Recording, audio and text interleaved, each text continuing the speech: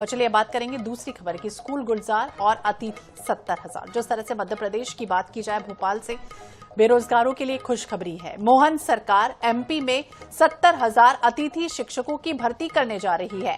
School शिक्षा और जनजाति कार्य विभाग के पदों में अतिथि शिक्षकों की भर्ती प्रक्रिया शुरू कर दी गई है। कैंडिडेट्स का सिलेक्शन बिना किसी परीक्षा के होगा और सिर्फ उनकी शैक्षणिक योग्यता के प्राप्त अंक के आधार पर चयन होगा। दरअसल ट्रांसफर की प्रक्रिया पूरी होने के बाद अतिथि शिक्षकों की नियुक्ति शुरू हो गई। सरकारी स्कूलों के सत्र 25 और 26 में अतिथि शिक्षकों की भर्ती ऑनलाइन होगी।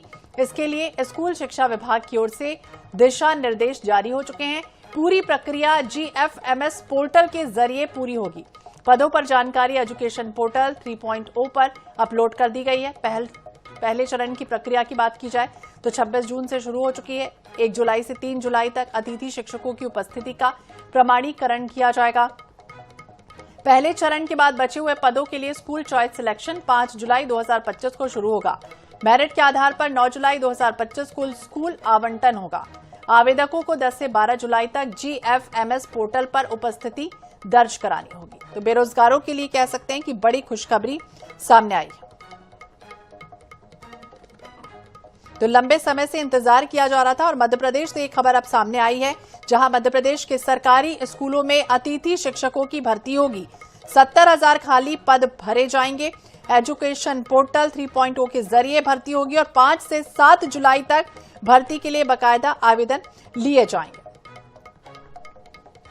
तो शैक्षणिक योग्यता के आधार पर ही अभ्यर्थियों को बिना परीक्षा के सिलेक्शन होगा।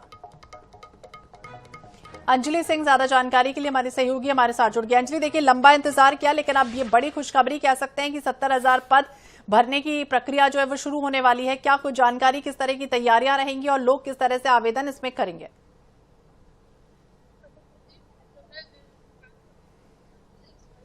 होने का अतिथि शिक्षकों के लिए जो है भर्ती का रास्ता खुल चुका है। मध्य प्रदेश की अगर बात करें तो है 20,000 से ज्यादा पद जो है खाली है, उनके लिए जो है प्रक्रिया शुरू हो चुकी है। इसमें आवेदन करने के लिए इस बार जो सबसे बड़ी बात सामने आई है वो ये है कि सभी जो आवेदन है वो ऑनलाइन होंगे, ऑफलाइन होंगे। आवेदन स्वीकार किया जाएगा।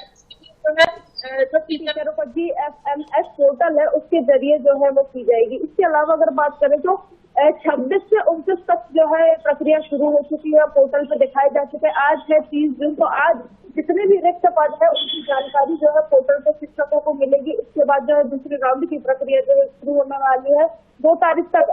अगर बात करें जो अतिथि शिक्षक जो पहले से ही अपनी सेवाएं दे रहे हैं वो 29 तारीख से लेकर 2 तारीख तक जो है वो आवेदन कर सकते हैं। इसके लिए जो प्रचार है, स्कूल के प्रचार जो है वो जो एक लिस्ट तैयार करेंगे, फिर जो उनका प्रमाणीकरण होगा।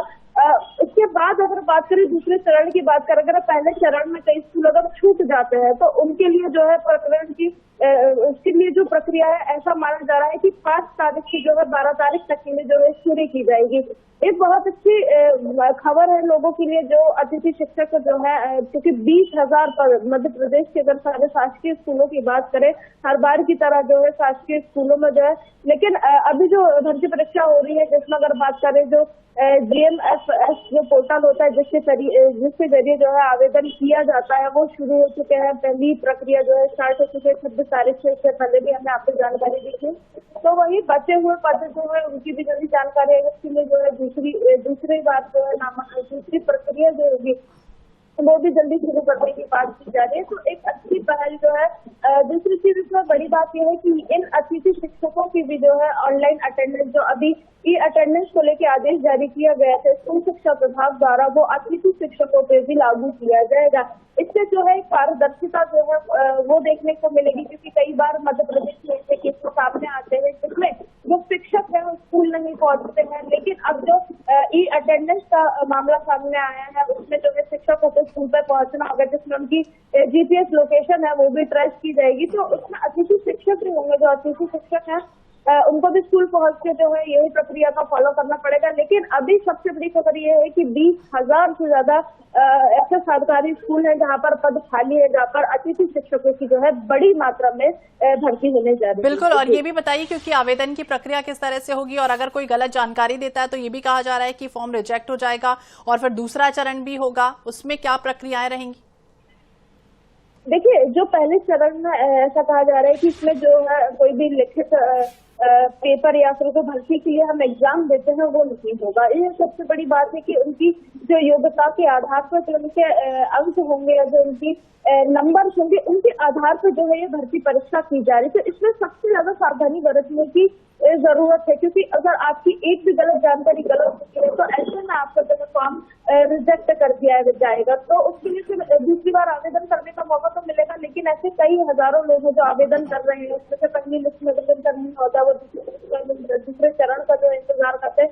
तो ऐसे में जो पोर्टल दिया गया है उससे, क्योंकि ऑनलाइन भर्ती प्रक्रिया होगी, इस बार कोई भी ऑफलाइन आवेदन जो है स्वीकार नहीं किए जाएंगे। इसलिए जब भी अगर फॉर्म भरते हैं, जो ऑनलाइन प्रक्रिया होती है एमपी ऑनलाइन पर आप जा सकते हैं, वहाँ पर जितने भी दस्तावेज मांगे जाते हैं वो पूरे जब प्रमाणीकरण होगा तो उसमें अगर त्रुटि भी पाई जाती है तो ऐसे आवेदन जो है उनको जो है हटा दिया जाएगा। इसलिए फॉर्म भरते समय जो है इस चीज का विशेष ध्यान रखा जाए कि कोई भी त्रुटि ना हो, जिससे आने वाले समय में कोई कठिनाई ना हो, और बाकी सारी चीजें जो प्रोसेस है पूरी ऑनलाइन की जाएगी। बिल्कुल, अब सेकेंड फेज भी होगा और इसमें देखना होगा किस तरह की प्रक्रियाएं होती है, लेकिन साफ तौर पर आपने सही कहा कि सावधानियां जरूर बरतनी होगी जब आवेदन जो आप फिल कर रहे हैं। बहुत बहुत शुक्रिया जानकारी के लिए अंजलि।